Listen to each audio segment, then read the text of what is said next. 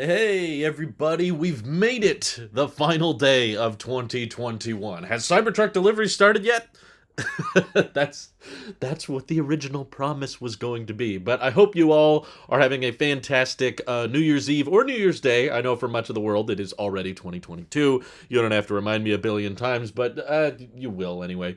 I thought today would be a good time to just kind of recap all of the things Tesla did in 2021, all of the expected changes and unexpected changes and timelines and year in review. I mean, there's multiple ways of looking at it. For one, we can talk about like how the stock has performed, which I believe Sawyer Merritt just tweeted out. It performed like 50% higher than it was in January 1st. Whereas the stock has done very well. Deliveries, we should find out soon enough. I've seen some analysts suggesting Tesla delivered. There's still some time left in the day, technically, but they may have delivered. I'm pretty confident they exceeded 900,000. At this point, it's kind of a debate around how far over 900,000 vehicles. Obviously, we'll get the real number either tomorrow or the next day, or within the next few days. It shouldn't be too long. But either way, they delivered an insane amount of vehicles, which is great. The stock performed wonderfully. They were extremely profitable. This was by far the most profitable year Tesla has ever had, which I think is a turning point in the EV industry. This is a good thing. It's proving to the world that, yes, you can, with high margins, actually mass produce electric vehicles and do it profitably, even without subsidies, even without tax credits. They proved that in the Q3, and I'm sure Q4 will look great too. But yeah, they showed like, okay, even minus the ZEV credits, we can still be done profitably. So that's all great. And it's fantastic financially, and I think the future has been set up great for Tesla. With all that being said, there's a lot of disappointments this year. I can't lie. I'm a big Tesla fan. Obviously, I'm very excited for the future of Tesla, and I'm not saying they're doomed or anything, but getting up higher and higher and higher. There was just a lot of things that I would have anticipated if we go back and watch my 2021 predictions video. Or I don't think I really did a predictions video, but I just talked about why I thought 2021 would be a great year for Tesla. I could bring it up and watch it, but I can kind of spoil it for you right now and just say basically none of the most exciting things that I was looking forward to in 2021 with Tesla ended up happening. Sorry for the lag with Starlink. I'm realizing I have all these extra tabs open. I should probably close them in the background. I don't know if that makes a huge difference, but okay. It's all background stuff has been closed off, but Starlink is still a little buggy here and there, but I'm working behind the scenes to see if I can smoothen that out in the future. So hopefully that will not be as big a problem with Starlink in 2022. But Blinky said, "Loved my Model 3 long range I just got a month ago." Awesome. I'm happy for you. There's a different Monroe. Mohammed asks, "Did I order my Model Y?" Not yet. I'm hoping, obviously, probably to get timing right. I assume we'll be ordering one within the next couple quarters. Probably before the second half of 2022, and then ideally delivery not too long after that. But I'm less convinced. Some people are kind of gambling a lot right now because obviously, thanks to Joe Tegmeyer talking to some sources at Giga Texas, it sounds like production of the 4680 Model Y should not be too far away. It should be pretty close.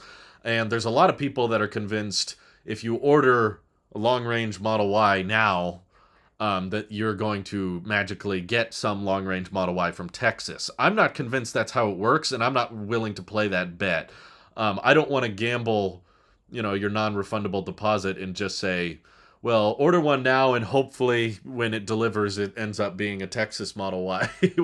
And because I don't want to chance that like giant purchase, and then you get it and find out, oh, no, this is the normal Fremont Model Y, and I was just hoping it would be a Texas Model Y.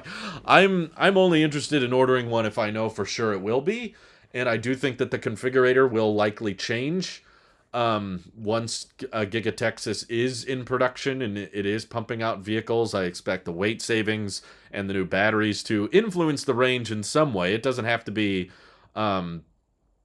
it just has it doesn't have to be a major way. I'm not saying it has to be over 400 miles of range or something, but just a slight tinkering on the configurator so that we know for sure which model to order in order to get one from Texas. But I would certainly be less interested in one if you had to gamble and just be like, just put in your order and then maybe you'll get a Texas one, but you don't know for sure. That would make me less interested. It'd be like, that's a lot of money to just hope for the best with. So no, I haven't ordered one yet, but I'm hoping the configurator updates within the next few weeks, because if production is coming online, there's going to be some next generation Model Ys hitting the United States market very shortly. So if that ends up being the case, you better update the configurator to account for that. So no, I have not ordered one, but on the subject of 2021 recap, like, we were going into this year hoping Cybertruck deliveries were going to start by the end. We were hoping for Giga Texas to come online in the summer. I remember everyone saying Giga Berlin would be operational by June or July. Obviously, that hasn't happened. And I don't think it's completely having to do with paperwork. There is a lot of construction elements that haven't completely been finalized yet. And they're not done with the cell manufacturing line for Giga Berlin either, which means that if they are beginning with performance Model Ys at Giga Berlin, which is the running rumor, and it sounds fairly likely given we saw a big shipment of performance Model Ys from Giga Berlin going to be crash tested and all that. Those aren't using 4680 batteries. Like, I'm sure they have great quality control. They probably have really narrow and symmetrical panel gaps and great paint quality, and quality control is fantastic, and it's still using a single piece front and rear casting, which is good, but it is still using the 2170 cells, I believe, imported from China, and factory's not technically in operation yet. And this is the last day. For much of you, it's probably already 2022. So I would say 2021 got hit by major Elon time. There was all this talk for years about how robo-taxis are so close, or, once AI Day happens, it's all going to change. And we had AI Day, and even at the beginning of the year, we had the Plaid unveiling, right? The final interior refresh for the Model S we were all hoping so much for. And I was like, okay, this is it. And that was, by far, I think, the most interesting thing that happened for Tesla in 2021 was the Model S and X refresh. Mostly because Elon had previously stated in tweets that there was no big refreshes planned. He said there's just going to be an ongoing, slight incremental tweaks. There's no big refresh, which I think was safe to say flat out wrong now. It was either a flat out lie or a complete change of pace when they realized that we could actually have some very, very profitable luxury vehicles if we refreshed them and gave them updated interiors with the yoke and the gaming performance and the bigger displays, and just all of the changes they brought with the Model S and X were awesome. But when they unveiled those, they said refresh Model S deliveries were going to be in March. Then Elon was on the Joe Rogan podcast and said they would actually start deliveries in February, and that was way off. And then they said Model X deliveries were going to start in April, and both ended up being, 6 months past that nearly. 3 months late for the Model S, and 6 months late for the Model X. It was very, very behind. And granted, they are great vehicles, but everything else that I could think of that Tesla actually delivered on in 2021, there's not that much. I mean, the lithium iron phosphate Model 3, in my opinion, is pretty cool. Like, that's a very solid backup option, just in case we can't go through with the Model Y for countless reasons. There's all kinds of things that could go wrong. Either it's just the performance model and it's too expensive, or I don't make as much as I'm hoping. There's all kinds of things that could happen. But I'm eyeing that lithium iron phosphate Model 3 thinking, you can charge it to 100% every day. The cycle life is much higher. You're still getting, 2022 Model 3, which means AMD Ryzen chip. You got the heat pump, you got the powered trunk, you've got hopefully the AMD graphics card in there as well. That's a solid package for $16,000 or $14,000 less than the Model Y long range currently costs. And we were told all throughout that Tesla Semi all throughout 2020, we were told Tesla Semi has been pushed to 2021. So we were kind of waiting throughout after Battery Day and everything. Okay, this is going to be the year of the Plaid Plus, right? 4680 is going to launch at the end of 2021, and we're going to see a 500-mile range Tesla. They scrapped that too. even that model didn't end up happening. And we got our Plaid Model S, which is still a great vehicle, and it still, proves the same point that I think Tesla was trying to make with the Plaid Model S, which is that EVs can be better in every way. They can have great range, great acceleration, and still be practical. And it's still an amazing vehicle, but for the first time ever, Tesla did compromise on the total range of a product. That all these years, we've always listed Tesla as an example of they would give us this range and then they would deliver this range, right? The range was always better than what they originally promised. With the Plaid Model S, that was the first time Tesla compromised on the range and said, no, 500's unnecessary. You can live with 350, 370, or 400 with the long range Model S. So, as far as to Elon capping, Elon saying certain things and on whether or not he delivers, Elon time was not helpful. This Elon time did not get better this year.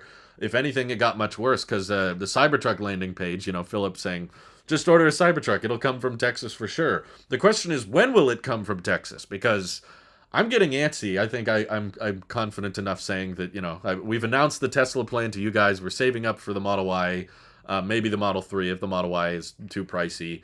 We're saving up. We're planning trips. There's all these not vacations, but traveling plans we're trying to make in 2022, and a lot of our travel plans are already being affected on when we get the car. It's like, could we fly here, could we drive here? And I'm kind of like, well, we could drive, but I don't want to drive with a gas car.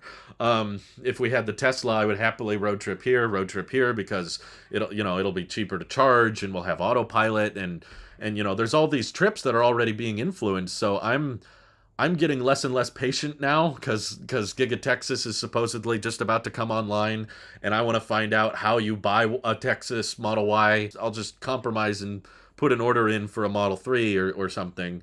So I'm getting impatient, I suppose, and things to happen this year that did level of impatience.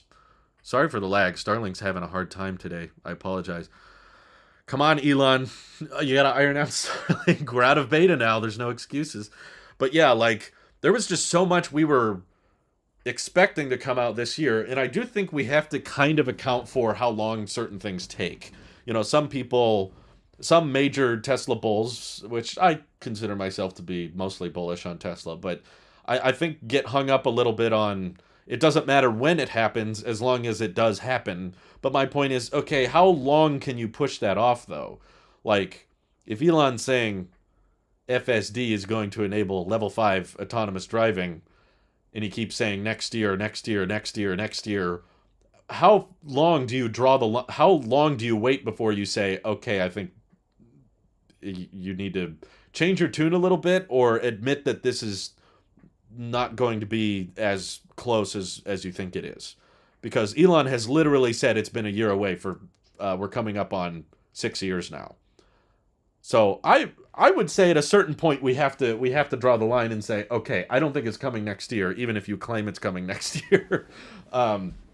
Obviously, if it happens at all, you'll eventually be right, but we got to draw the line and admit when something isn't accomplished at a certain point. And I think a lot of people are experiencing that, especially with the Tesla Roadster. People put in deposits in 2017. Now we're going into 2022, still with basically Elon saying, probably not 2022, maybe 2023 if there's no supply chain issues. If the frame is the body, wouldn't that make it really easy to total? The point is the frame is so durable compared to the regular frame of a car that any type of collision, the Cybertruck, excuse me, the exoskeleton is very strong, very rigid compared to the typical vehicle, that not just Tesla, but any vehicle that has a typical aluminum body that's not made of that kind of 30X cold rolled stainless steel. Any type of collision that could total the Cybertruck exoskeleton would have definitely totaled, without question, a regular vehicle. I expect the exoskeleton of the Cybertruck to handle collisions far better than most cars do because it's so strong, it's so rigid. If it gets hit or rear-ended, it's not going to dent. It's not going to scratch as easily as a normal car does. So that's not to say that bending or damaging the exoskeleton is impossible. The point is to hit the exoskeleton at a high enough speed with enough impact to actually dent it and damage it, whatever that impact is on a normal truck, definitely would have totaled it. So I don't think it would be inherently harder to repair or fix. If anything, maybe easier because there's no paint matching to worry about, which is a fairly expensive process for most body repair on cars, is having to get the paint and the texture just right. With the Cybertruck, it's kind of apocalyptic looking and it's all steel, so you could kind of weld over gashes or scratches and it would kind of give in to the Mad Max powerful and, heavy duty, get your work done type of approach. Roadster and Semi were announced in 2017 and slated to come out a year ago. I know, now it's going to be 2 years ago. We're going to be 2 years behind. I like how No Name says funky looking beard as he has no profile picture. I'm sure you look great too. Let me pull up the Patreons before I forget. Thank you to everyone helping me afford the Tesla for next year. Joshua Vinnick, Martin Turnert, Wojciech Kaminsky, Planet Text, Dr. Mark Choi, who is a dentist in the Woodland area, Bennett Williams, Dylan Zimmer, Jacob Hallbach, and Joshua Levitsky. Everybody, thank you so much for your continued support. And of course, everybody just watching the videos and watching the live streams or listening to the podcasts, all of that money is going towards the Tesla Fund, so we can hopefully get one for the channel and talk about updates, talk about FSD, talk about ownership experience. I'm very excited for 2022, mostly because of all the things I was looking forward to in 2021, which means that when I'm doing this year in review, I am kind of disappointed when I think back at all the things we were hoping to have by the end of this year. I remember daydreaming.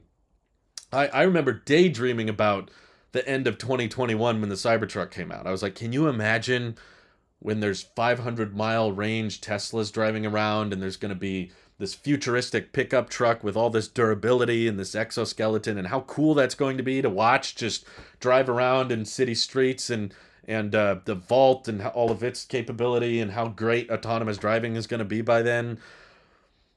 And yet here we are, and I'm like, yeah, we're all still waiting. So I guess I'm just really, really hoping 2022 is not a repeat of that, where there's all these things we were hoping that would happen, and then they don't. So I suppose I'm trying to taper expectations a little bit, just because, the Cybertruck webpage has now removed the reference of production years in 2022.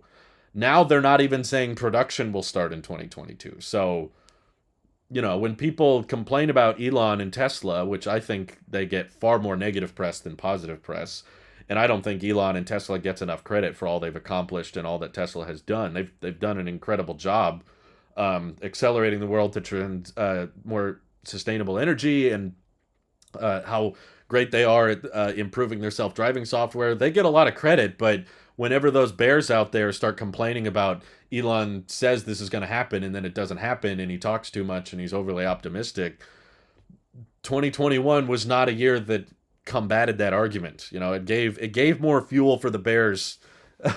I guess you could say garbage. It gave more garbage for the bears to consume and give them more of negative things to dwell on with Tesla, because there's still a lot of things that Elon said would happen by the end of this year and it didn't. So I just wish I wish they would taper timelines and expectations a little bit.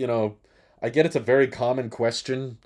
Of course, I watched the Lex Fridman interview with Elon Musk, and at AI Day, they didn't really come forward and say robotaxis will be completed by a certain point, but I was kind of applauding that. I was like, I like that they weren't dwelling on timelines so much anymore. But now after that interview, Elon was like, yeah, we'll hit level 4 autonomous driving by the end of next year. And I'm like, here we go again.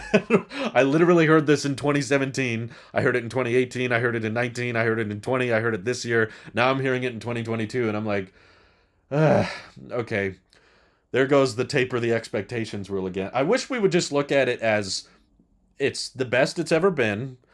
Tesla is further than everybody else is. If you are to achieve level 5 autonomy or level 4 autonomy, this is the best way to do it. This is the most scalable way to do it. This is the most profitable way to do it. How long is it going to take before we're actually there? We don't know. There's unknowns. There's unknown line of Elon expecting 1 million robotaxis on the road by 2020. Clearly, we're coming up on 2 years from now, from 2020, and that definitely didn't happen.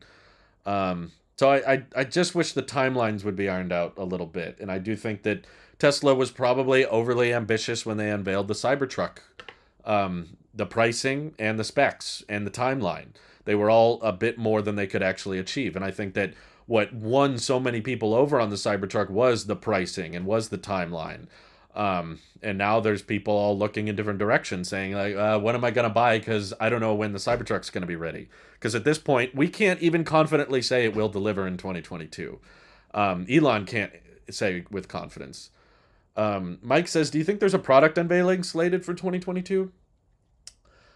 If you count the prototype Tesla bot, maybe. I think Elon has said on multiple occasions that they want to have a rough prototype of the Tesla bot by the end of 2022.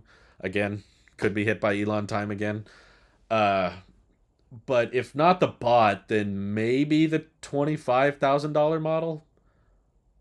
But honestly, after doing that whole video about how Tesla could probably get the Model 3 design to under $30,000 or around $30,000, after doing that whole video and kind of walking through that business pitch in my head, I'm convinced we don't need a Model 2. We don't need a new design to hit 25K, in my view. I think you could just apply the manufacturing expertise and you could apply the battery ramp cost savings of the 4680 to a smaller, more compact design than the Model Y, which we already have. I think the 25K model, or we shouldn't call it that because inflation is probably going to drive that up.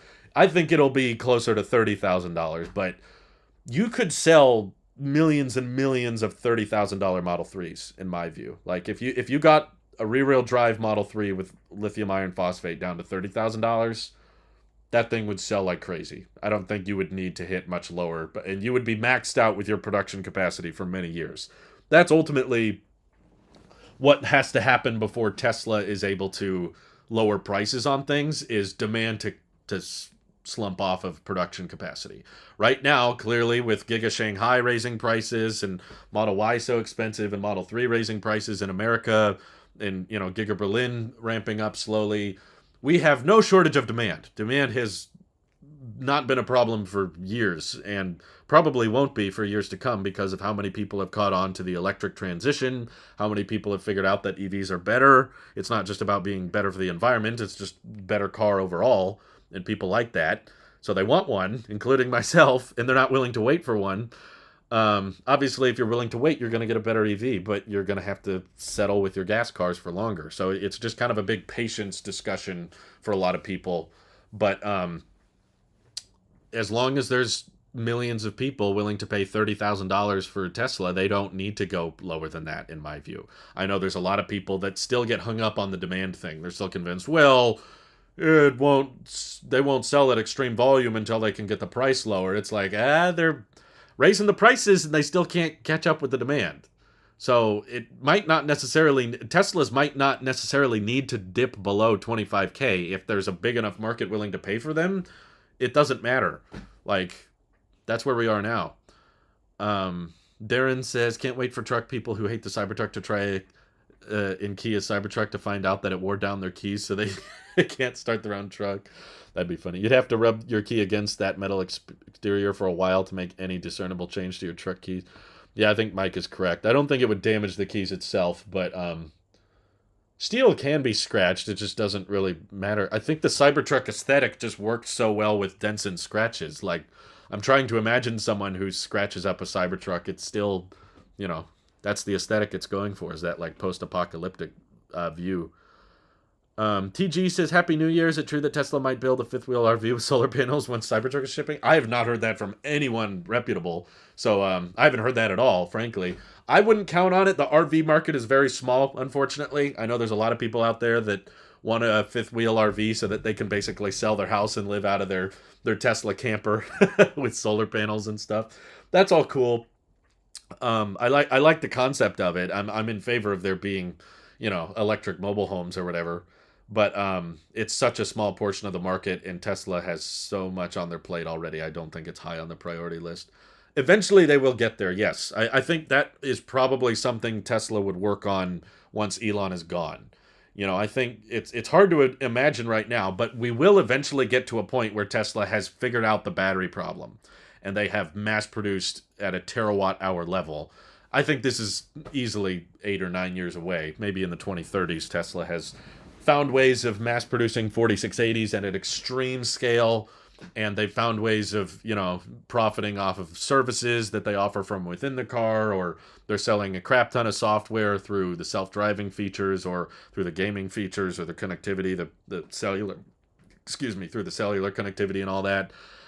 You could easily find Tesla in the next 10 years making this super profitable business, and now it's just a matter of diversity. Right now, diversity doesn't matter. Diversity in the line, they could have 40 models or they could have 4 models. Either way, they're going to be sold out because there's not enough batteries. Within time, that problem will go away. I do think it's just a matter of figuring out how to mine enough raw materials and finding a way of mass producing them in an efficient manner, which is what the 4680 team is working on currently. Once you get there, that's when Tesla can get more creative with their models. Now we have a minivan. Now we have a full-size SUV. Now we have a cyber SUV with 9 seats. Now we have a shuttle bus just for the Boring Company that drives itself autonomously and can sit 15 people. Now we have a RV that has solar panels on it that people can drive around and take with them camping. That'll all come. It's part of their mission statement to say, like, we will eventually have models that cover every segment. Right now, they're just kind of prioritizing the major segments, but over time, it will eventually be, I think, everything. I don't think there will be a single model that they decide not to make. Maybe the motorcycle, just because Elon doesn't like motorcycles, but I think even that, like, eventually they'll come around on it when they realize that there's so many demographics of countries that buy more 2-motor vehicles than they do 4. And that could end up with Tesla eventually making a motorcycle. It's not high on the list. If anything, it's probably on the bottom. Let's see. How long before the tipping point happens and Legacy Auto begins their death spirals? Key engineers leaving, sorry, I don't know why I said it that way. Economies of scale ending. I don't think it happens overnight. There's a lot of loans and a lot of government bailouts with Legacy Auto where the government is like, well, we don't want you going bankrupt, so I guess we'll give you another loan. But GM, like, the death spiral is not something that happens overnight. It's not like you just find out one week, Toyota's running out of money, and then the next week, Toyota declares bankruptcy. Like, this is a multi-year slow death for the legacy automakers. Like, even if they're not profitable, because frankly, they're not currently, they're not profitable right now, but even as Tesla ramps and more EVs start selling at higher volume, and those gas companies that are trying to keep the combustion engine around and they're trying to keep their legacy auto business running, as they start bleeding more and more cash and losing more and more people to EVs, they're still going to get bailouts. They're still going to get subsidies. They're still going to have so many jobs and so many moving parts within those companies, and governments are being lobbied to and kind of corrupt, and they're just going to be like, oh, okay, we're going to hand you another $5 billion because you supported our campaign earlier. So I don't view it as they've been bad at doing their business for years. So to answer your question, Greenpad, the spiral's already started. We're already seeing it, in my view. Giovanni says 2022 will definitely bring its own problems. Tesla will probably have difficulties ramping production in their 2 new factories. It's possible. I mean, it's still better to have a factory having a hard time ramping production than it is to not have a factory at all. So it's a good problem to have. But at least in Shanghai, Tesla has had very proven track records with successful ramping. Like, people were not expecting Giga Shanghai to outproduce Fremont this quickly. It didn't. I think it took like a year and a half. It was like 18 months, and all of a sudden China's factory is building more vehicles than Fremont. Like, that's crazy. Now it might help because there's a lot of supply chains locally in Shanghai that a lot of our components and a lot of the tech that we use in our electronics, that includes Teslas, are coming from China anyway.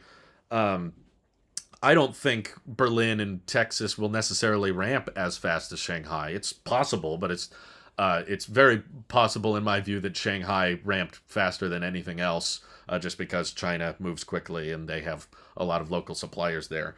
But I still think that we'd be looking at fairly high production a year from now. If Giga Texas is allegedly a week or 2 away from production, I expect 6 figures six-figure production capacity by the end of this by the end of next year. Um, let's see.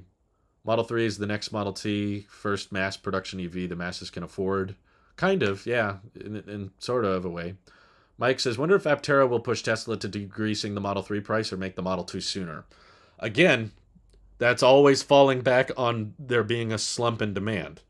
They would only be motivated to decrease the price if less people were ordering it. What the competition is doing really doesn't matter. If VW is ramping production of the ID4, the ID4 is way cheaper than the Model Y. Do you see the cheaper ID4 influencing the price of the Model Y? No. If anything, the price of the Y went up. Even though the alternative Model Ys are now more available and they've delivered those products, people are driving them around. Some people like them. You know, they have their fair share of issues, but I just mean Tesla's not going to reduce prices until they see a slump in demand. It doesn't really matter if one of us out there finds another company making something more competitive. I don't think the Aptera really caters to the same market as the Model 3 personally, because it's a two-seater and it's a three-wheeler. They might overlap a little bit, but Aptera's production capacity is going to be severely restricted to the point that they're not any threat to Tesla by any means, just because they're only expecting, at their peak, I think they're only expecting to deliver between 10,000 and 40,000 vehicles a year. Tesla's delivering more than that per month, basically, with their vehicles. So it's no threat to Tesla. Tesla van is more likely to occur before a Tesla RV. Correct. Elon has referenced a Tesla van many times, but I think for a lot of the EV community, Tesla van and Tesla RV are kind of one and the same. You know, there's a lot of van lifers out there that would love an electric option, especially one with supercharging access, including my wife. She's on many occasions said, you know, she wants to do the van life thing and travel and live out of a van. And my argument is always, I don't want to drive a gas van, and I don't want to drive a car without autopilot. I don't want to buy a car without autopilot. I think that's kind of the standard of my life moving forward. At least some kind of driver assist feature. You know, I'd be open to Rivian maybe with the Driver Plus software maybe getting better in the future. There's a lot of undelivered promises from Rivian that I'm waiting for. I would love to see Rivian make their vehicles more efficient and that kind of thing, just so that they can prioritize efficiency and that type of thing. But the no heat pump thing is a red flag for me, because it's like that technology has existed since before the Model Y even came out. Like, Tesla started implementing it in early 2020, and we're going into 2022, and Rivian still hasn't figured that aspect out, which does make a big difference in the cold. So, Robbie Bobby says, how much range do you think the LFP 4680 Model 3 could have? That's a deep question. It can kind of go different ways. I mean, energy density of LFP is lower, which means you need more cells to go the same distance. Granted, if you have a structural pack, you could probably fit more cells than they're currently fitting. Probably in the ballpark. They're using prismatic lithium iron phosphate right now, which is already taking up a decent amount of space within the Model 3. So I would say you could probably get close to 300 miles. I mean, we're already at 270 miles.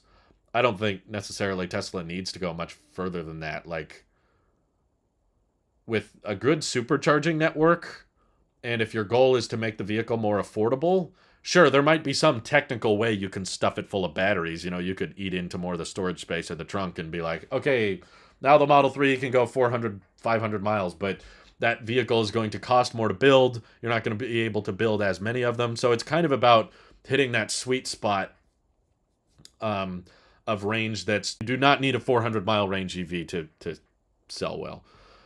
Darren says, doesn't seem like they'll keep up with demand when demand continues to go up for electronics. If I remember correctly, the lithium iron phosphate batteries have to be made in a square box-like housing. I don't think there's plans to integrate them into a 4680 format.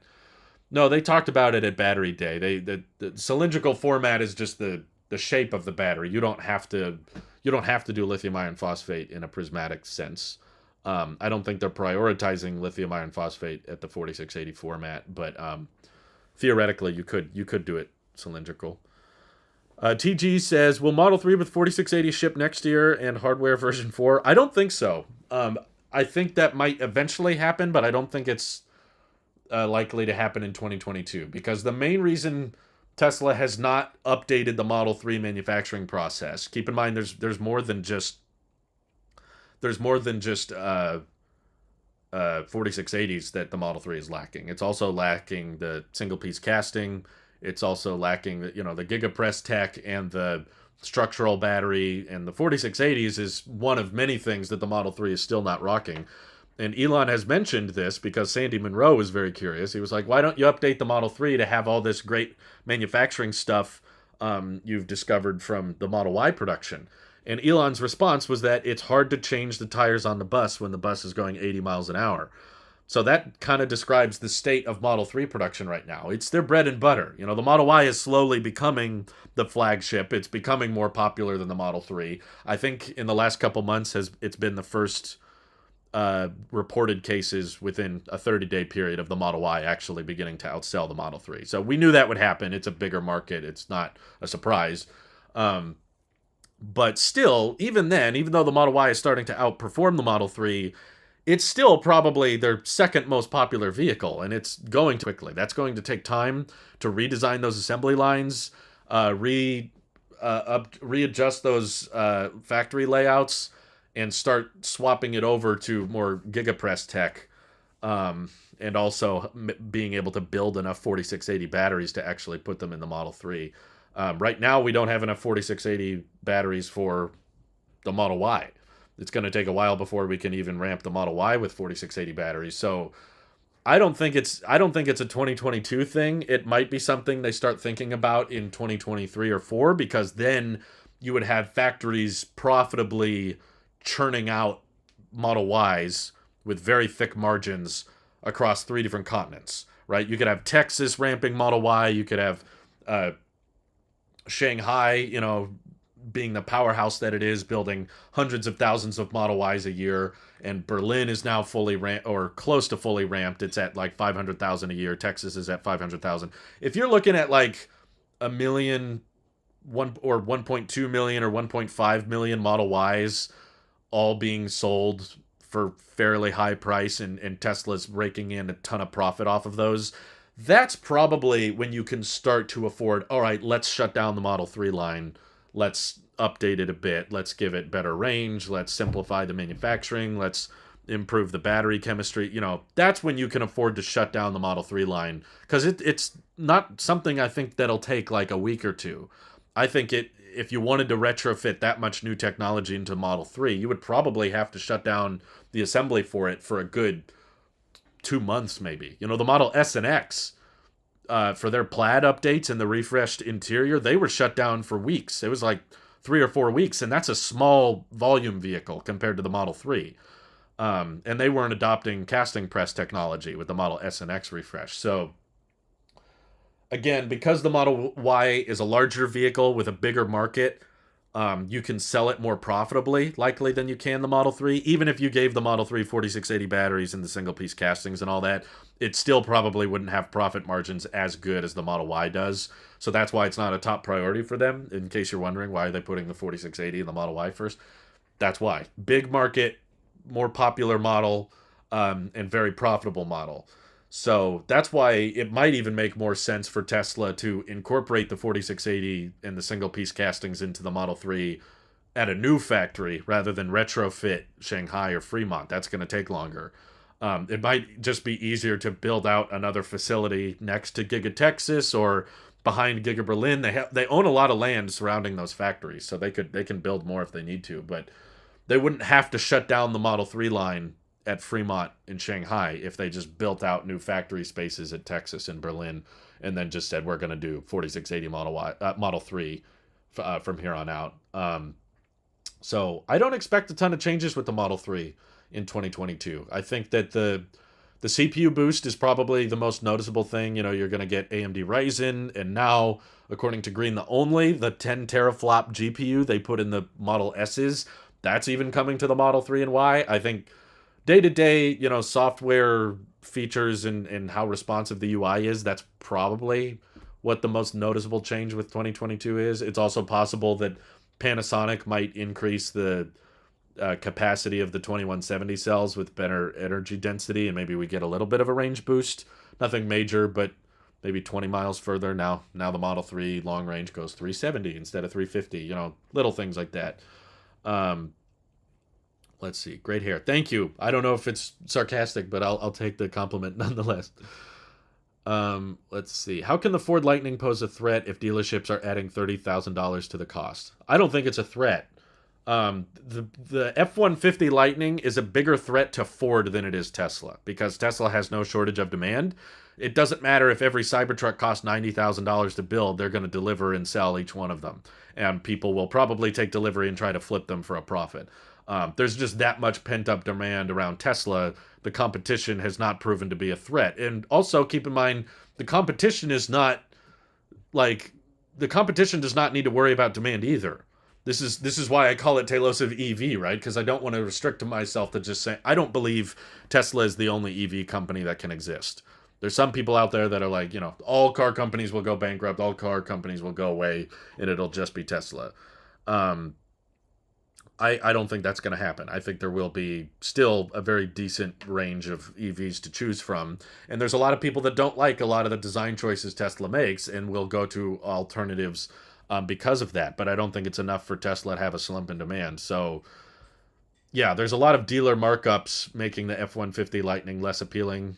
And I'm sure there will be people not willing to pay for the markups, but I don't think those people are just going to settle for a Cybertruck, especially when the Cybertruck is likely pushed out years and years.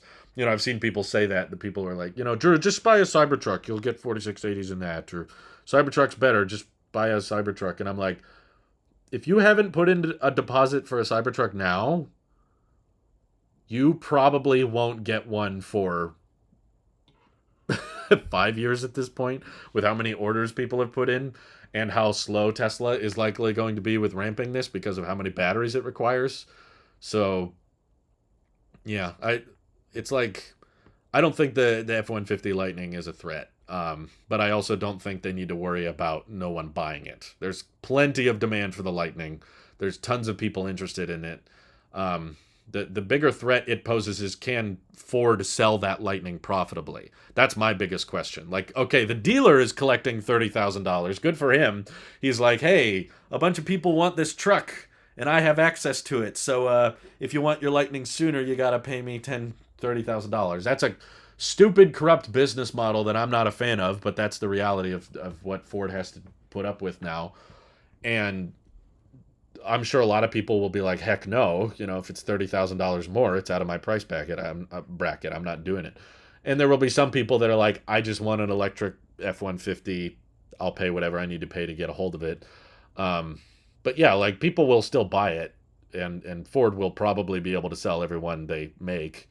You just have a bit of a delayed delivery number because of, similar to what we're seeing with the Mach-E, they produce far more than they deliver because they send them out to these dealers, and the dealers don't want to sell them, and they kind of don't brag about them or hide them in the back, and they upsell them with the dealer markups and stuff. So it's a more inefficient way of delivering vehicles, but there are still people buying them.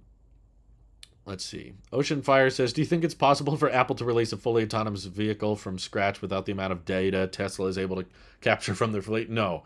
I'm a big Apple fan. I've talked about Apple for years, and I've always been a huge fan of their. I'm in the start doing more advanced software on other companies' vehicles. They already have CarPlay, which is fairly capable.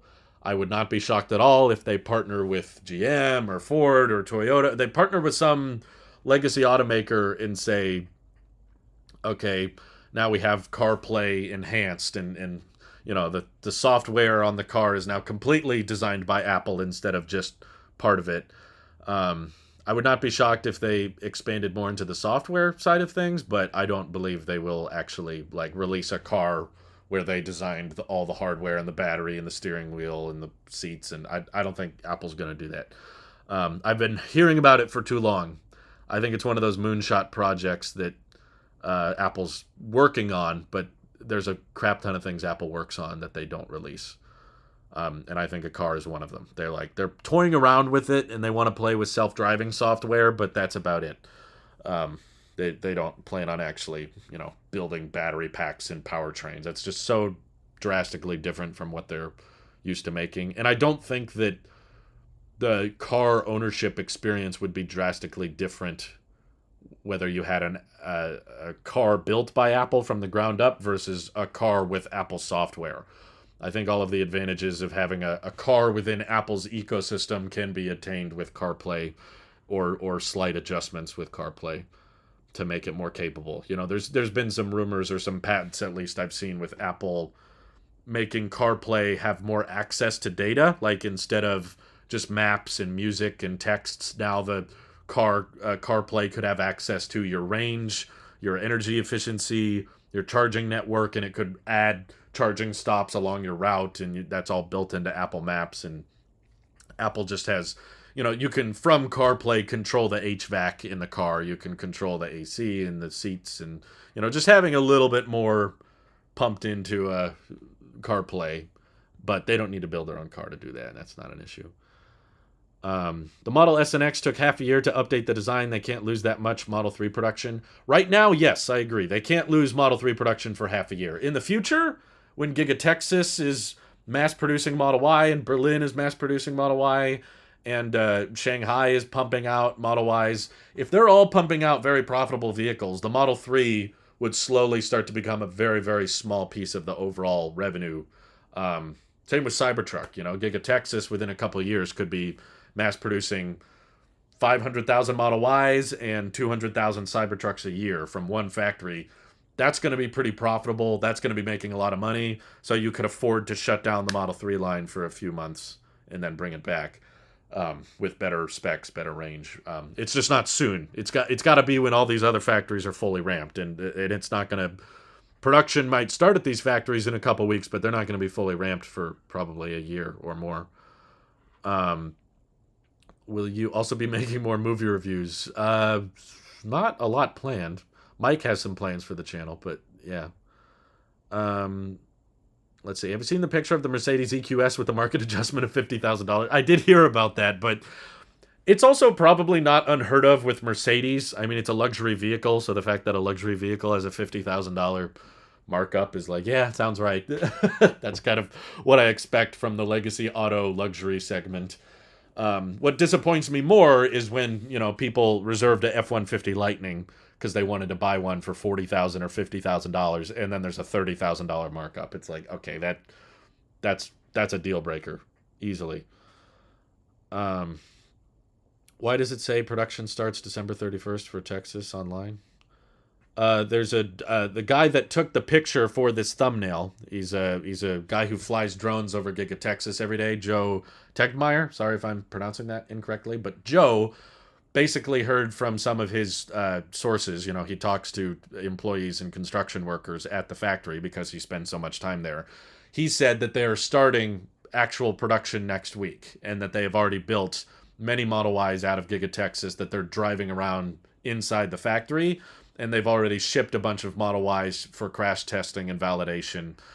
So he's saying within a week or two to expect Giga Texas to come online. So I'm excited about that because I think that the Model Y configurator will likely change once it's possible to order a 4680 Model Y.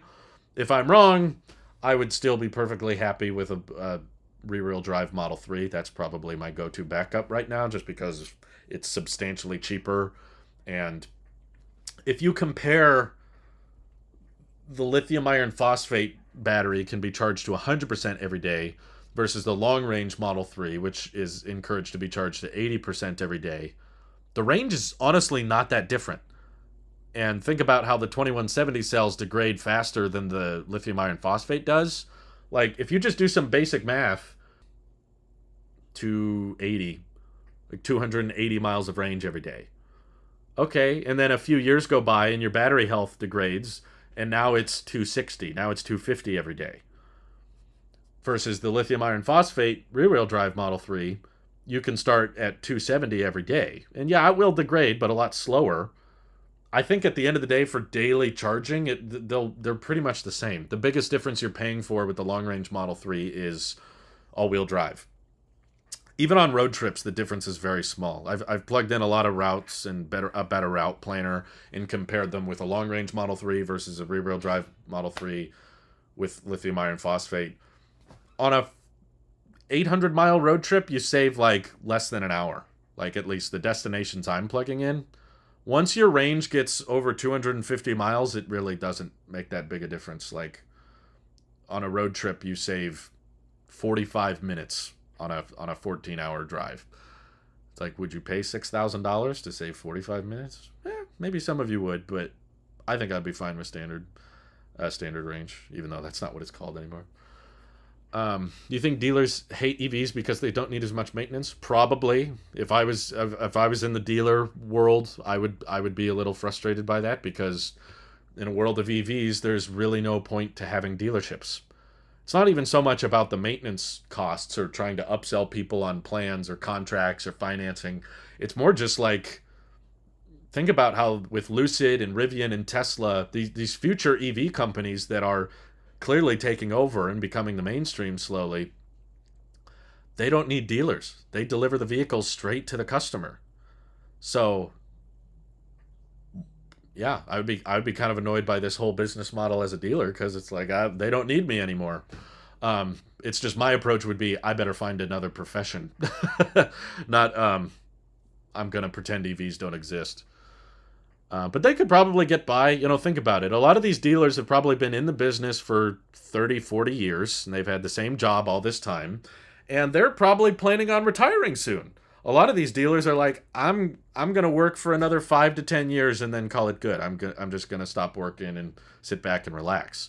So if you're thinking, okay, EVs are coming up, but as long as I sell X number of gas cars and can sell them on this many maintenance programs or fees, as long as I get paid for the next 5 to 10 years, I'm good. Like, I don't really care what happens after I leave. I kind of get that, that it's important to acknowledge that gas and EV need to coexist for a little bit. It's not like I'm hating every single person that buys a gas car today, because the truth is there's not enough EVs for everyone. If we somehow, with a hive mind mentality, were able to convince every human being on the planet that electric is better and everyone should buy an EV, we'd still have the same problem we already have, which is there's not enough EVs. In fact, if we convinced everyone, including the upper class and richer people, they would all want to buy Teslas, and the wait times would be even worse than they already are. So until the production capacity revs up, we do need to coexist with our gas company counterparts. I just think it's important to acknowledge that, like, okay, this isn't the future. That is dated technology. It's around now. It's here, and there's still going to be a lot of people buying new cars, and there's not enough EVs for everyone. So gas cars is just kind of the inevitable alternative that many people would just have to put up with for the meantime. But it's not the future. This is not going to be what vehicles are, but there are some people buying cars that they just need for the next 8 to 10 years. So it holds them over. Love this channel and your objective take on all EV, including those from China. So I must ask, has anyone from the CCP ever reached out to you to promote GOV-backed companies? No. Not that I know of. I get a lot of companies asking me to talk about certain things every day, but I don't really pay attention to them. Joey says, I think they're building a car that I'm pretty sure the question for me is, will they release it? Yeah, based on Apple's hiring and Apple patent filings, we know that, yes, they've worked on a car of some kind. Internally, the R&D, yes, of course. I don't think that's up for debate. Of course, they've worked on some type of vehicle. But there are countless things Apple works on that they don't release. And I think a car would absolutely be something that they play around with but never release, because Apple doesn't do their own manufacturing. They typically outsource all of their own manufacturing, which means if they did want to make their car, they would have substantially lower margins than Tesla does, because Tesla manufactures all their own cars. And the EV space is already competitive enough.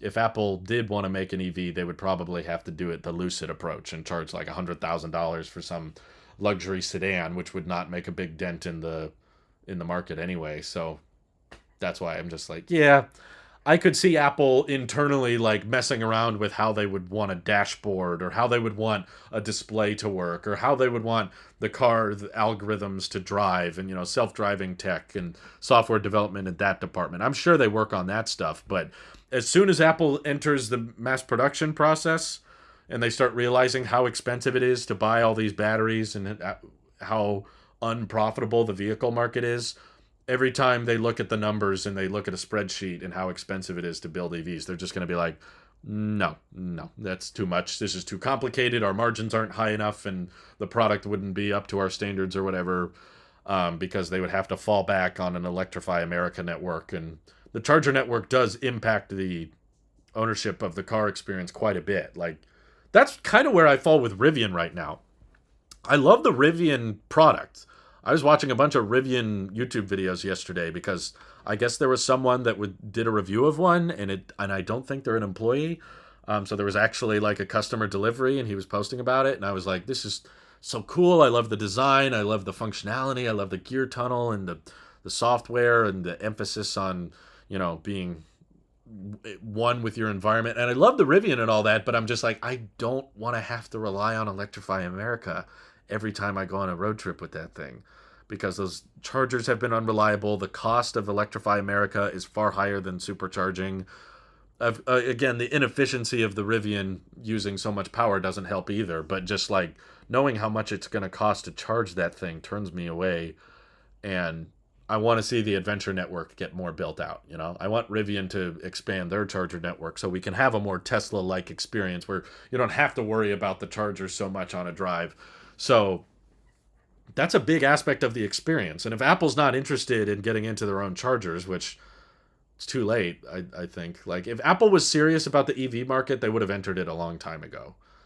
The fact that they haven't even unveiled an EV now, to me, is evidence that they never will. It's like, if you actually cared, you would be in the market, because it's moving fast, and the leaders, I think, are going to remain the leaders, which is Tesla. And it's just really a battle of who's going to be second place. And even second place, which right now I would say is like Ford and VW. Probably VW is second place, actually. Between those two, they're already far ahead of anywhere Apple could possibly be. So I just think that Apple would be way too late to the game. Probably their best bet to enter the market would be to buy somebody out. But I doubt Apple's even interested in doing that, because all these EV companies have insanely high valuations, with so many people willing to pump up the stock, even if the company's not doing that well. Rivian's burning through all this cash, and yet their market cap is over $100 billion. And, if Apple wanted to buy them out, they would have to shell out so much cash, that they're probably not going to do it. I would have thought maybe a few years ago, maybe Apple will buy out Lucid because Lucid's very luxurious, and that's kind of what Apple goes for. But even then, I don't think Apple would want to front the money. Let's see. If the first Hummer EV sold for a crazy sum, do you think the first Tesla with 4680s could also sell for like 200,000? I don't think it would sell from Tesla for 200,000, but yeah, you could. I don't know. The difference is the Hummer EV is already an expensive product, and I think it will always be somewhat limited in production volume. The 4680 Model Y, sure, historically, it will be a big day, and I'll definitely be pumped for the first day we actually see a delivery of a next generation Model Y, but that's going to become the McDonald's of EVs. There's going to be more 4680 Model Ys probably than any other kind of Model Y. So that's going to be a high volume, eventually lower cost product that I don't think going to have the same collector's vibe to it that maybe the first Hummer EV had. Let's see. That's why convincing OEMs to make more EVs is the short-term goal. Yeah, I mean, make as many as you can is what I would say. Devote all attention to your research and development, and stop wasting money on marketing. Put all your money towards EV development, because that's what's going to pay off in the long term. Like, I was very happy to see Hyundai shut down their engine development unit. They used to have a division of the company that was just designated to working on the gas engine, the internal combustion engine, and they've shut that down entirely. And they're just like, we are not going to develop any more combustion engines. All of our development now is going towards batteries and electric powertrains and how to ramp those. And I'm like, that's what all automakers should be doing right now, is just saying the gas engine does not need more work. The gas engine doesn't need more attention. We need to just devote all attention towards how many EVs can we build. And yeah, you could keep building your gas cars in the meantime, because obviously you're not going to be able to build enough EVs. We don't have the raw materials and we don't have the engineering yet to start building 50, 60 million EVs a year. But better start now, because it's going to be too late. Let's see. Do you think it's necessary to have 400 or 500 mile range on all EVs eventually to cover all circumstances? I did a trip to Minnesota in high wind, negative 15 degrees Fahrenheit, and got about 140 miles of range in Model Y Performance, even with a heat pump. Yeah, the Model Y Performance is inherently going to have less efficiency than the long range, and definitely worse efficiency than the 4680 Model Y. But no, I don't think everybody is going to need that, because not everybody has that currently. We had a Chevy Aveo until 2019. We actually sold that little car in preparation, because we thought we were going to buy a Tesla shortly, and then plans changed and we didn't end up going through with it. But that car with a max tank went like 330 miles. There's a lot of BMWs. There's a lot of gas sedans I've seen that don't go 400 miles on a tank. And you can't even fill that up from home. You can with a car. So there are use cases, yes, where, you're driving long distance in high wind with low, temperatures, where the EV struggles, but the gas car will struggle in that regard too. That hurts any vehicle's efficiency. But I don't think those circumstances are common enough that all EVs will need that in the future. The vast majority of driving is under 50 miles a day for commuting. And there are the occasional road trips, but road tripping becomes easier and easier as there's more and more chargers built out. And you can build chargers so much faster than you can build gas stations or hydrogen stations, because you basically just need a little bit of extra hardware and the grid. So as soon as you can tap into the grid, you can put up a supercharger basically and just have a few converter boxes set up. But it's not as simple as just plugging into the wall. Boom! Supercharging station. I know, there's a bit more to it than that, but relatively speaking, you don't have to dig out big tanks for the ground, and you don't need big diesel trucks showing up that have to dump gasoline into the parking lot and the pumps every day. It's far easier to set up a supercharger than it is a gas station. So as time goes on, I actually think that Peter Rawlinson said this. I don't agree with everything he says, but this is one point that I really agree with. As charging stations get more well built out, I don't think most people will want 400 mile range EVs in the future, because if you're somehow able to build a 400 mile range EV for $30,000, if that existed, there would be a 250 mile range EV for $15,000. What do you think is going to sell better?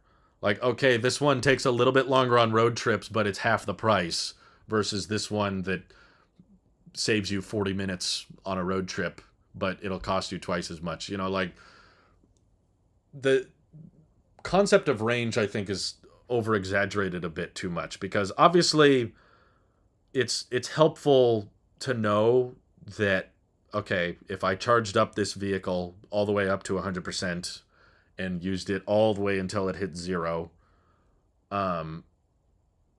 how far could it go? That's a fun fact, and it's an easy way to measure the efficiency and the battery size between lots of different vehicles.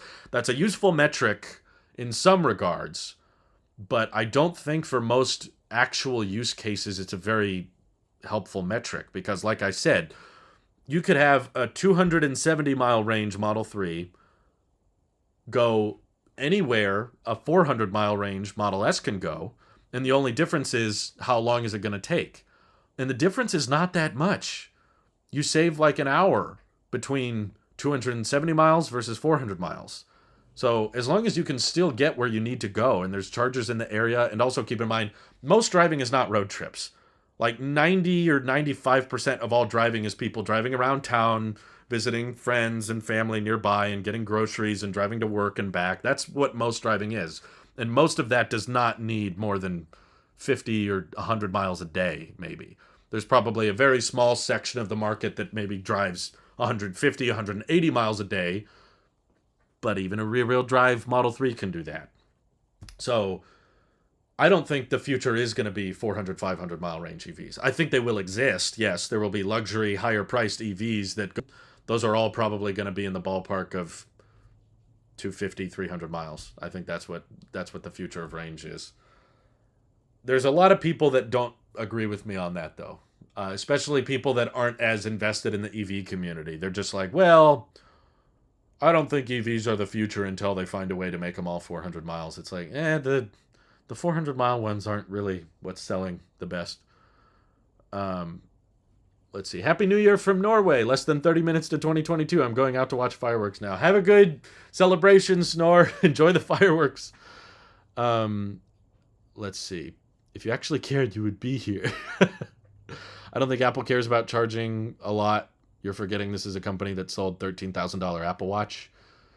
Yeah, but I'm not saying they're afraid to charge a bunch. I'm just saying they don't want to enter a market. Trust me, I didn't forget that. I've done several videos on the $17,000 Apple Watch. I know it exists, but you notice they don't sell it anymore. Apple doesn't want to enter a market unless they feel like they can offer something unique and different. So yeah, I don't think they can offer something unique and different. People said that about the phone. They would never release a phone as they did. I would say very, very different. First of all, Apple did partner with Motorola on a phone before the iPhone. They had a little flip phone that you could connect with iTunes. The other thing is the iPhone had a lot of the iPod had a lot of similarities with smartphones. The jump from doing desktop computers to then laptop computers to then MP3 players like the iPod, and then the jump to smartphone, very small jumps. There's a lot of coexisting technology that you can share between those two. It's like, okay, we've made pocketable devices. We've made portable computers with electronics and batteries. Now we're going to do a smaller one. Now we're going to add a SIM card to it. Now we're going to add a touch display to it. That jump is not too crazy. The jump from smartphone to car, very huge. A lot of changes. You design batteries fundamentally very, very differently if it's going in a phone versus going in a car. Like cylindrical cells with battery management systems, charging network, the charging style of charging a car versus charging a phone is totally, totally different. An electric powertrain development is completely different from CPU development and GPU development, and there's just such a huge can of worms. It's such a massive jump to go from a phone to a car. I just don't think it's going to be that simple. Let's see. Did you hear the rumor that China delivered 70,000 in December? I did see that. I think it's probably true. Wasn't Apple not in the phone business forever till 2007? EV cars are less than 3% of all cars. It's 4%, but what's important to remember is growth. It's not so much about EV cars not being a large portion of the market yet. It's by the time EVs are a large portion of the market, it's already going to be over for gas. Like, it's, in my view, it's kind of already. But like, if you're seeing Tesla, which is one EV brand, it's not even all of them, going from 500,000 vehicles in 2020 to over 900,000 vehicles in 2021, and we have 2 factories coming online, Tesla is on track to continue their growth trajectory of about a year by the end of the 2020, and it's going to account for a very large segment of the market. Hey, Happy New Year, Halami. Let's see. Can drive my rear-wheel drive Model 3 for a week to work and home without having to charge. That's awesome, Michael. I think I would be in that same boat, like, I think the biggest compromise is just that it takes a little bit longer on a road trip, but it's not substantially longer. It's like 40 minutes longer, an hour longer to go with rear-wheel drive. So I'm convinced I would be very happy with one. Obviously, I'm excited to see what the 4680 Model Y specs are like. And I think a lot of what we end up buying is going to depend on the range. Like, if they come out with the 4680 Model Y and they call it something different, long range plus, and the range is 350 miles, I'd be like, okay, it's better, not that much better. How much is it? If it's like $60,000 or $65,000, I'd be like, okay, A lot of money. The range isn't that different. I'd probably just go with the Model 3 at that point. But if they come out, it's $60,000 and it's like over 400 miles, I'd be like, okay, that's a pretty substantial difference. And I do plan on owning the car for a long time. So even though the range isn't super important, I want to future proof it. So maybe that would get me more excited for it. But yeah, it just depends on the specs, I suppose. In Norway, more than 50% of new personal cars sold is electric. Yeah, because there's very few people in Norway. But my dentist put in 4 charging stations. Oh, that's cool. It depends on where you live. In a city, range doesn't matter, but in most other areas, especially outside of the US, range is going to matter for a long time up until charging networks expand. In my view, not really, because you can charge at home. The thing are. So I don't live in a major city. Like I don't live in a big, metropolitan area. I live in a fairly rural area. There's a lot of space between me and my neighbors. Um, and I think I'd be perfectly content with a standard range. So even that argument of people in the city, I've seen the opposite argument made, because people in the city are more likely to live in an apartment, which means they're less likely to be able to charge from home. So if that's the case, long range would matter more in the city because you have to go further distances between charges. Whereas people in rural areas are probably going to have access to a plug that they can charge off of. So I don't even think long term the longer range matters for that. Gab says, thanks for the thoughtful answer before, and I agree with you, and was mostly asking because I'm the Tesla guy in my community, and same boat. What the future in all of our vehicles would, I just don't really think it's true. They don't sell that anymore, but they sell a $50,000 computer with $5,000 monitor. I think Apple will release cars, the ultimate status symbol. That directly ties in with their pre-existing market, though. They've sold monitors before. They've sold computers before. And they've always sold expensive computers. That's kind of what they've been known for. The main reason they sell a $50,000 computer isn't because it's some luxury model. It's because it has an insane amount of computing power inside it. 1.5 terabytes of RAM with a 28-core Intel Xeon processor. Those are not cheap components. Even if you bought those separately, not from Apple, they would be expensive. So I don't compare that to the luxury market. It's not like the super rich, luxurious market buys $50,000 Mac Pros. No, that's for professionals. There's a market that's willing to pay that kind of money for things. Youngmin says, I drive 100 miles daily. When I do travel, it is over 300 miles round trip, so I'd be comfortable with the 400 miles of range.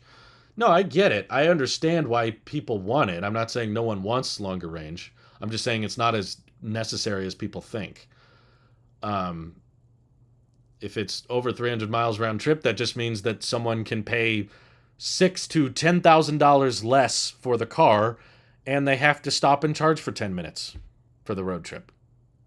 That's it. That's the only difference. It's like, okay, you will get to your destination faster than I can by 15 minutes, but I will have $10,000 in my pocket. I think most people are going to choose the slower route for cheaper than the faster route. It's kind of a similar argument that happened in the airline industry. It's actually a really fascinating subject to me. The Concorde was around for a while, and now it's not in service anymore. It could go faster. It could make much better time, which is really what the discussion is with short range versus long range vehicles, because with the build out of the supercharging network and Electrify America, it's no longer a debate of, oh, if it's a low range vehicle, you can't go there. It's like, oh, you can't do a road trip with a 250 mile range EV. Yes, you can. It's just you're going to have to stop a bit more, and you're not going to make it as quickly. But you're still going to get wherever you need to go, even with a short range EV. And if you pay more money for a higher range EV, you will get there faster. That's what the Concorde was. You could get to your destination faster in the Concorde because it was a supersonic aircraft. But it would cost you. It was more expensive. It was less efficient. It consumed far more fuel. It also was partly retired because it had more issues with reliability. But still, at the end of the day, there were less people willing to fly the Concorde because it was going to cost them more money to fly. And people were like, well, I could go to Europe in 3 hours, but I could spend half the money and take 6 hours, whatever. I guess I'll save the money. That's what I think the future of EVs is going to be. Yes, obviously, some people will buy 400, 500 mile range EVs, but that will cost them. They'll have to pay more money for those, and they'll make great time on those. That you'll be able to go on road trips, and you'll be able to do the cannonball record faster than the short range EVs. But what is 80%, 90% of the EV market going to be? Probably the cheaper model. People are going to buy the $30,000 model or less, even if it doesn't go 400 miles, because if you found a way to sell a $30,000 400-mile range EV, then you could probably sell a $15,000 shorter range. Concorde versus A380 is quite a different discussion than long range Tesla versus standard range. I don't think it is, actually. I think it's a very good example, because it's a battle of, would you pay more to save on time? And the answer was most people did not. Most people did not pay the extra money to save the 3 hours of travel time. And I think it's going to end up, or would you like to save, or would you like to spend $10,000 so that you can get to your destination in an hour faster? You know, I think it's a perfect example. I mean, it's different vehicles, yes, but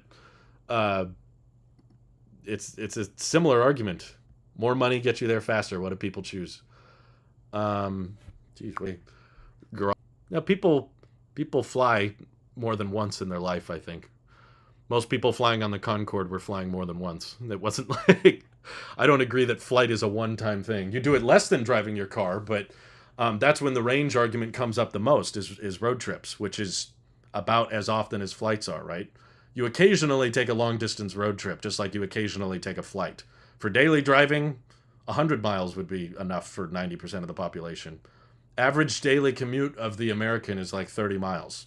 So standard range Tesla will cover your daily commute fine, as will long range. The discussion about when that starts to matter is on road trips, which is about as common as flights.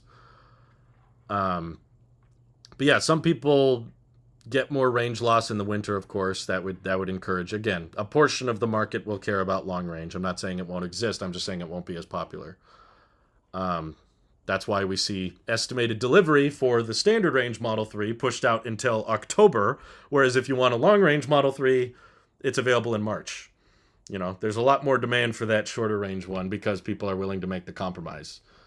Yeah, same thing with all-wheel drive. If you live in a place where that is necessary, then you'd pay for it. But yeah, Cybertruck we know so little about. That's what makes it so hard for me to wait for it, because I don't know how much it's going to cost, and I don't know when the deliveries are going to begin. And we're already trying to plan trips and visiting family members and stuff. I'm sick of my gas car. I don't want to pay for gas anymore. I want a Tesla, and I'm willing to wait, a couple months to find out what happens with the 4680 Model Y. But if I wait for the Cybertruck, I'd probably be waiting 5 years, because there's already a huge backlog of orders for it, and Tesla is not really sure if they're even going to build it next year. So I'm excited for the truck. I can't wait for it to come out. I'm pumped for everybody who's ordered one, but it just doesn't really fit my lifestyle very well. I don't need a truck, and the Cybertruck is going to be less efficient than the Model Y. It's going to consume more energy per mile because it's heavier and it's bigger, and it's going to have bigger wind resistance and all that. So yeah, I think there's a market that will appreciate it, but I'm not in it. That's that's where I stand on the Cybertruck. Hopefully we'll know at the earnings call in January. Yes, absolutely. Waveman Mike says the only I'm not getting a new car right now is because I'm waiting for the Cybertruck. I'm just worried people are going to be waiting a long time. I know that production on Giga Texas is starting soon, but it's going to be for the Model Y. And all throughout 2022, it's going to be a matter of, can we ramp up 4680s enough? Once you do, they're all going to be going in Model Ys. After that, you're going to have to slowly start ramping again for Cybertruck. And I don't think they're going to ramp it as quickly because it's going to need a lot of cells. Best case scenario, they get to 200,000 vehicles a year in 2024. And there's already like 2 million reservations, and there will be more when deliveries begin. So yeah, I would probably be waiting 5-6 years for the Cybertruck if I was waiting, if I bought one today. But I think that covers our recap for 2021. There's a lot I'm excited for, and there's a lot I'm looking forward to. and of course, lots of change coming with the channel, hopefully in 2022. But yeah, there's a lot of hype on my end, but I'm gonna sign it off here. I've been live for a while. But I thank you all for watching and just for supporting the network. Everyone over on Patreon, the names are down there. But everyone who's supercharged the channel, help me out that way. I appreciate it very, very much. And I hope you all have a fantastic New Year's Day or New Year's Eve, depending on where you are. Take care. Bye-bye.